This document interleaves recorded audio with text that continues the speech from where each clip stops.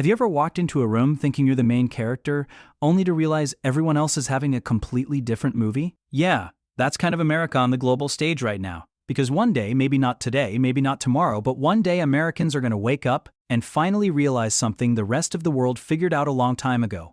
Nobody really takes them seriously anymore. And before the comments flood in, "No, people are just jealous. America is still number one." Just hear me out. Today we're unpacking why the world rolls its eyes at the US, how Americans accidentally turn themselves into a running meme, and what happens when a superpower realizes its reputation is slipping faster than a politician's approval rating. So grab a drink, get comfortable, and let's take this global reality check head on. And don't forget to subscribe, like this video, and turn on notifications so you don't miss out next update. Chapter 1. How the world actually sees America. It's no secret that America has two identities: how Americans see themselves, heroic, brave, leaders of democracy, protectors of the world. How the world sees them, loud, confused, oddly confident, and constantly arguing with themselves. The global perception has shifted drastically in the last 2 decades. Where people once admired American innovation, power, and cultural influence, now they mostly associate the country with mass shootings, political chaos, healthcare horror stories, Florida, and people yelling at service workers for violating their freedoms. The stereotype used to be, America's the land of opportunity. Now it's more like, America's the land where you need 3 jobs and pray you don't get sick. And trust me, other countries talk about this. A lot. Chapter 2. Cultural Misunderstandings and Political Influence. American politics is basically a global reality show at this point. Every election cycle, the rest of the world grabs popcorn, sits back, and watches the chaos unfold like it's a new season of The Bachelor, but with more yelling, fewer roses, and worse decisions.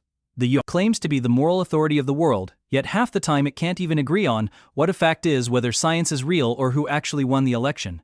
Countries look at America and think, if this is the global leader, we're in trouble.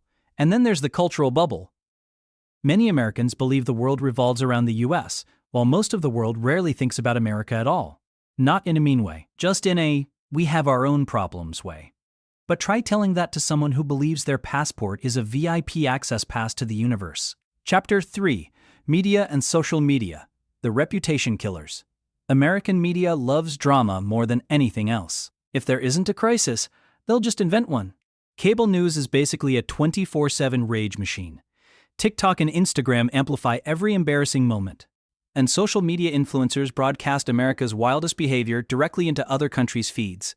Viral clips of people throwing tantrums in Walmart, politicians denying basic science, school board meetings exploding into shouting matches, conspiracy theories spreading like wildfire, and Florida man just existing, everything all shape how the world sees Americans.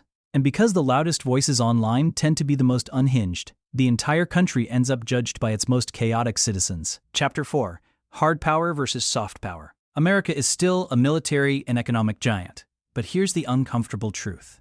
You can have the strongest army on Earth and still lose respect. Hard power, tanks, missiles, alliances only goes so far. Soft power is what earns respect. Diplomacy, cultural influence, trust, credibility, stability, and that's where the US fit. Has been slipping. While countries like Japan, South Korea, Germany, and Canada gain global admiration from consistency, humility, and innovation, America often looks unpredictable, arrogant, and out of touch. Being powerful doesn't automatically make you respected. Ask any super-rich celebrity who keeps embarrassing themselves. Chapter 5. How other countries react to American behavior.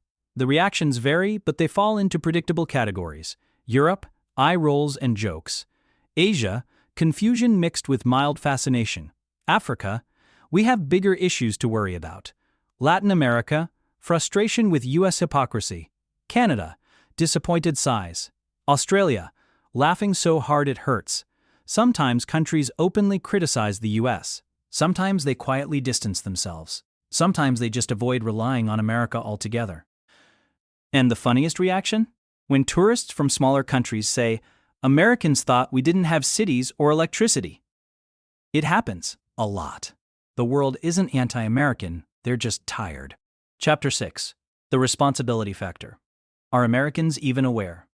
Short answer, not really. Most Americans don't realize how they're perceived globally because they don't travel much outside the US.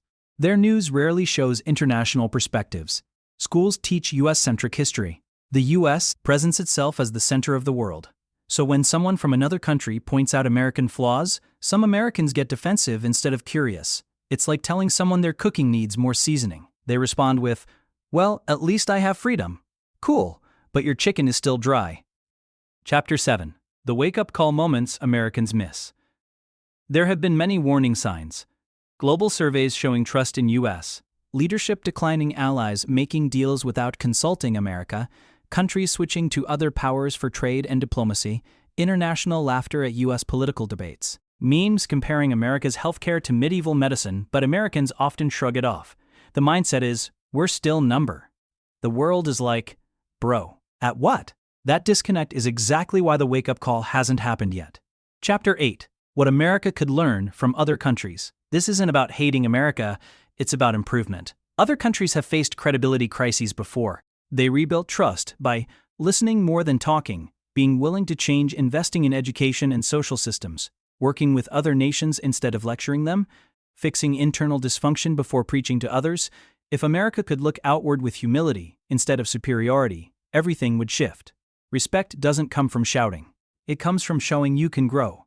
Chapter 9. How Americans can rebuild respect. Restoring global respect isn't impossible. It just requires intentional effort. 1. Improve domestic stability. A functioning system makes the world take you seriously. 2. Reduce political extremes.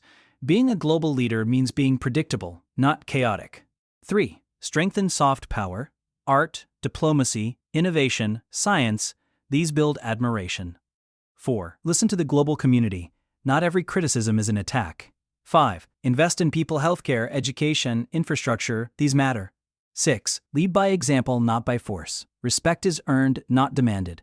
If America wants to be taken seriously again, it needs to act like the country it thinks it already is. Conclusion. A reality check for a new era.